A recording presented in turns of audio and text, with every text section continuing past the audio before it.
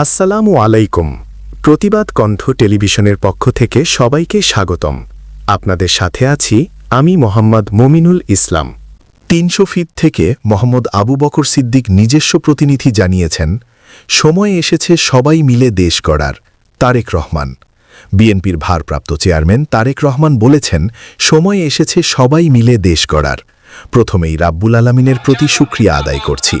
মহান রাব্বুল আলামিনের দোয়ায় মাতৃভূমিতে ফিরে এসেছি।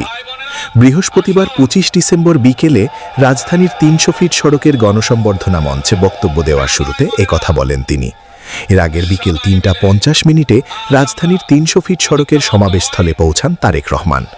এর আগে তারেক রহমানকে বহনকারী উড়োজাহাজটি সকাল ১১টা ৪০ ঢাকার হজরত শাহজালাল আন্তর্জাতিক বিমানবন্দরে অবতরণ করে।